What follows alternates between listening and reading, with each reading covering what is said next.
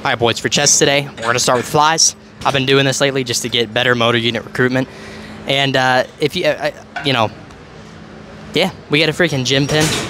All good, man. Bro, I'm not gonna lie, I didn't know you see that. Nah, you're fine, bro, I don't care. But I got a gym pin today, so we're gonna add a 45-pound plate to the stack. We're gonna try to move it for as many reps as we can and just see what happens. That's a huge weight jump from last time, but I've been getting strong, man. I don't know. I got a little carbs in me. I got some pre-workout. I'll try to horse it. We'll see what happens.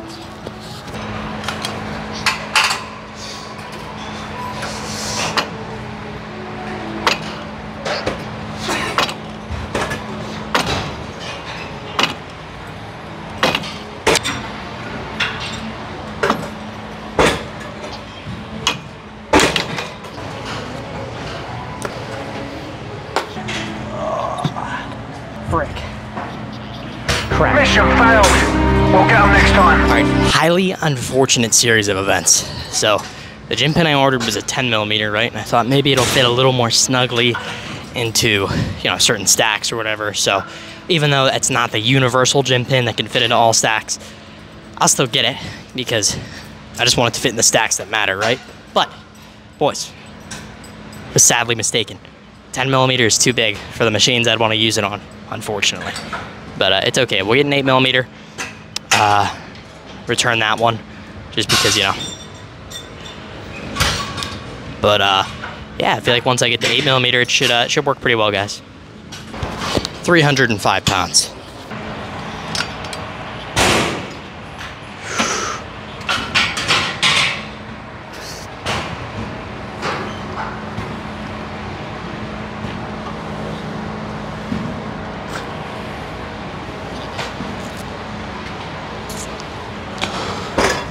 Oh.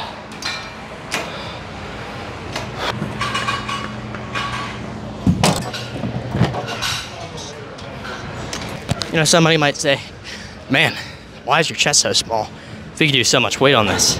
And my response to that would be, if somebody has, you know, a small muscle group, but they tend to be really strong in it, some people just need to get stronger to have more pronounced muscles, right? So if I'm sitting here and I can curl the 40 only, but my biceps look really big, a lot of that has to do with muscle belly and insertion, right? That's really the only two things that are gonna determine how a muscle looks, no matter how strong you get, right? So like Phil Heath, for example, amazing insertions, amazing muscle bellies, right? And I'm sure that whenever he curled the 40s and it felt really heavy for him, his biceps probably looked better than me curling the 70s on the preacher bench, right? So it's the same thing with this. If you're doing chest flies or whatever, or any sort of chest exercise, and you're really strong like I am, but your chest doesn't necessarily look as strong as it is, a lot of that just has to do with insertions and muscle bellies. But over time, there's gonna come a point where my chest is genuinely big, and it might take me doing an extra 4 plates on this machine to get to that point. But guess what? It's gonna pay dividends at some point. And somebody might say, well, it's not all about strength. I hate to break it to you, but if you have any interest in growing at all, the pump doesn't cause growth, soreness doesn't cause growth, none of that causes growth. The stretch doesn't even necessarily cause a lot of growth. For some muscles, there's an adaptation called stretch-mediated hypertrophy, but the thing is, that's only for some muscles, right? So again, it'll cause a little bit of growth short-term for like 8 weeks or so, and then that'll max out very quickly, right? But yeah. I'm just gonna focus on the fact that eventually, as progressive overload goes on, that's what grows the muscle, not anything else. So, yes, there are things that can inflame the muscle, make it bigger temporarily, whatever, but what actually puts on lean muscle tissue, myofibrils in parallel, is getting stronger, progressively overloading, and getting stimulating reps.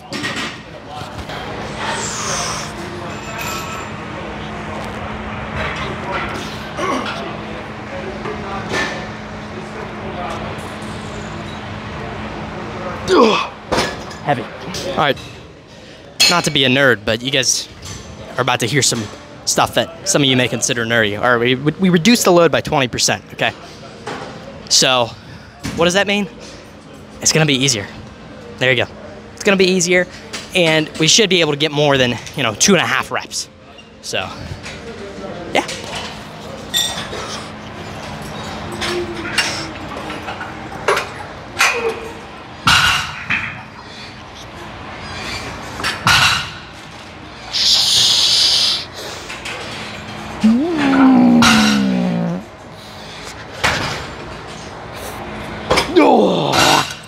every pump needs to be thoroughly examined, okay? If you're going to the gym and you're getting crazy pumps and you're not checking them out, there's something wrong with you. Unless you're like one of those people who's like, okay, I want to do like a, let me try to think of this term. Kind of like where you're always wearing pump covers and never looking at your physiques that way. And, you know, a few months of bulking or cutting or whatever, you can unveil it to yourself and be very surprised. I'm not exactly sure what you would call that process, but a lot of people have done that. I heard Sam Solik did that, something like that. And, you know, if you're really planning on gaining a lot of muscle and you're confident that you can in a certain period of time, it might be worth it to not show yourself what you look like for a while, because that's gonna, what that's gonna do is that's gonna resensitize you to actually feeling as big as you look. Because a lot of us get body dysmorphia or whatever. I know that lifters don't necessarily have the real, like, you know, medical body dysmorphia or whatever, but we do see ourselves differently than other people do, right? Because we're used to ourselves. So, with that said, resensitizing yourself to your physique can sometimes, I mean, I've done it to where I've worn hoodies for, you know, a few days straight, and then I'll take it off and I'll be like, wow, I'm actually big. I took like a week off from the gym a little bit ago, and you know, when I came back, I was like, wow, I actually am big, you know? So, or at least bigger than I thought. So, with that said, let's get to the set.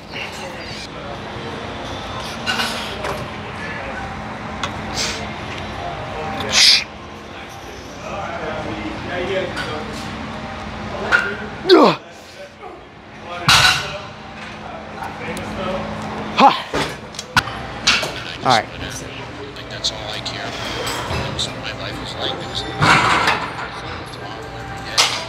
That discipline was there. I always told you. I trained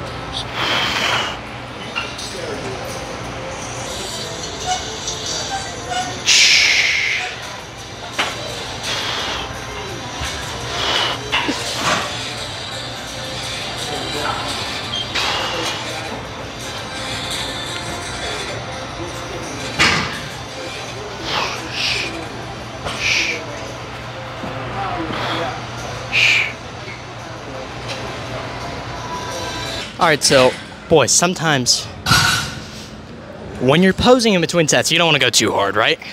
Because if you're flexing really hard, that's actually going to reduce your motor unit recruitment on subsequent sets. So with that said, don't focus too much on squeezing and everything when you're posing. Try to go a little bit lighter, right? Because you don't want to reduce the efficacy of your future sets.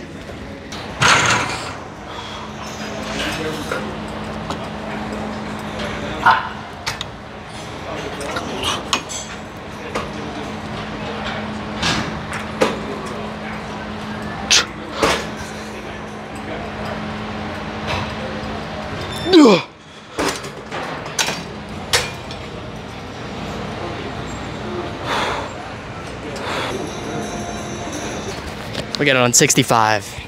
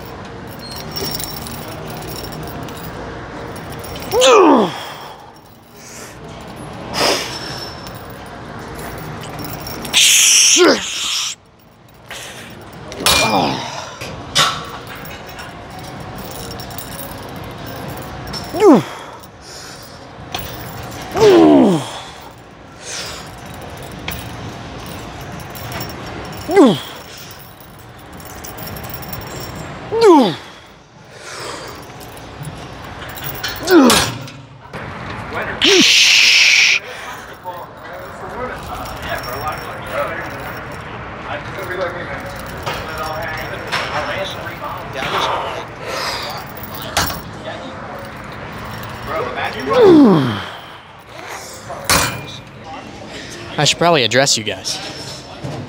Let's think of what to say. Well, the weight's moving really well on triceps today. I'm a little shaky, but guys, you got to get to new territory. You got to pioneer heavyweight. You got to be the first one in your gym to be doing crazy stuff, right? If you want to be the biggest guy that you know, you got to be lifting probably more than the majority of people in your gym. Now, obviously, there's some exceptions, like people who are, no offense, but like morbidly obese. They're gonna lift more than you a lot because mass moves mass. They have way more stability than you. They're bigger humans, so they can move more, right? But if you're lean, and you're really lean, and you're moving more than the majority of people, chances are you're gonna look massive. So don't be afraid to go, okay, you know what? 57.5, moved decent last week. Let's go up to 65 on the cable. Let's go.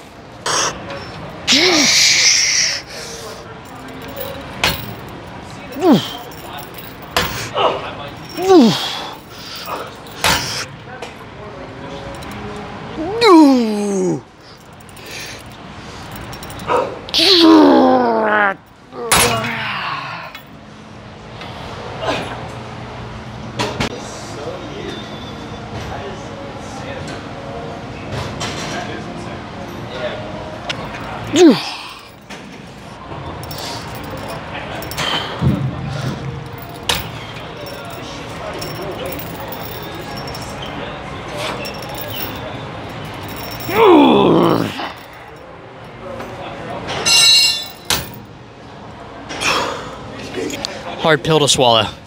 Failure is not a magic pill to success. A lot of people might go, oh, but what about Tom Platz? I love Tom Platz. I listen to that guy all the time.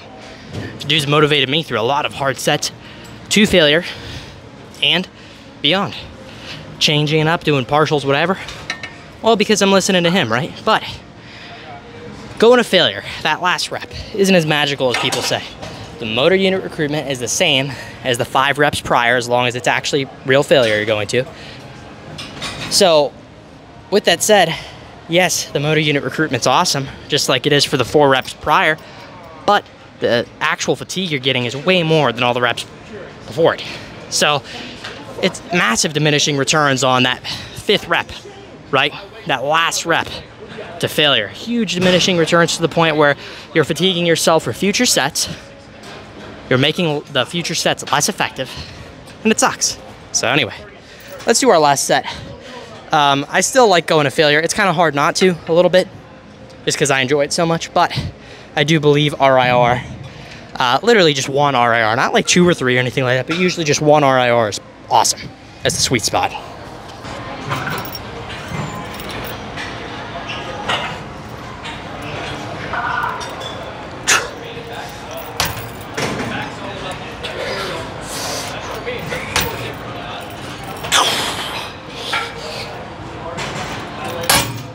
I shouldn't stay at this angle for too long because I'm next to a squat rack.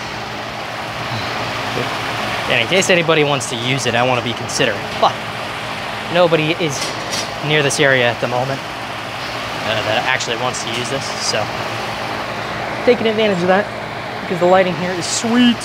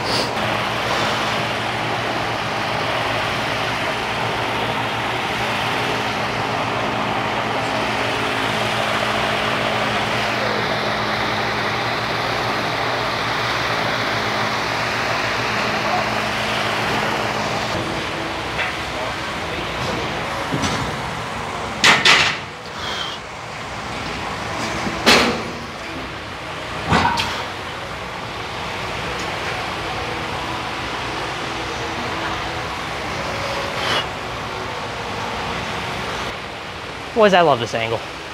This is another good angle. I should go here more often. Anyway, side raises move decent. It's one of those exercises that I should probably go harder on, to be honest. Like, I used to always do drop sets and like supersets, all that kind of stuff for side raises, cheating reps. And sure, that's amping up the intensity, but that's not, again, that's what, like the diminishing returns thing I talked about. A lot of those methods are you know, meant to replace straight sets, which are ultimately the most effective thing you can do. So with that said, minimizing fatigue, maximizing stimulus means going heavier on these. Obviously with good form now. I've messed up my shoulder on these so many times. Then obviously it always comes back stronger, praise God. But you know, at the end of the day, my goal should be to get to 50s with strict form like this, holding it up like I do with 35. So I'll get there eventually, guys.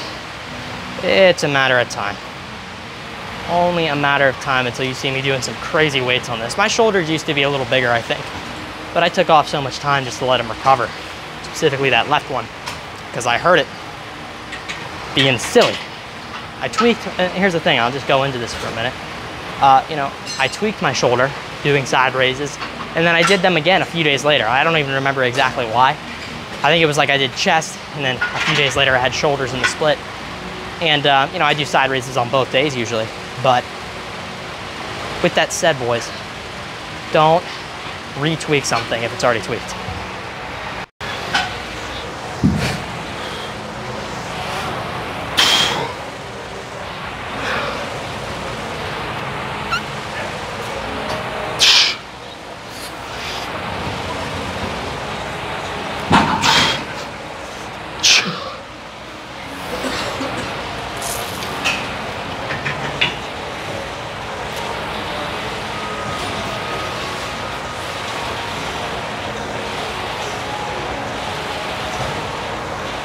Ah. Ah. Choo. Ah.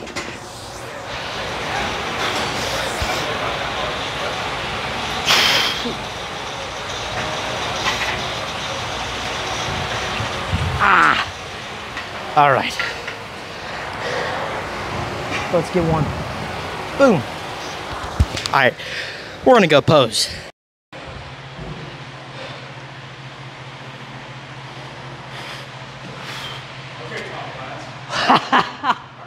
All right, boys, we gotta hide the fat down here somehow. No, all kidding aside, let's show off. Let's show off the pump.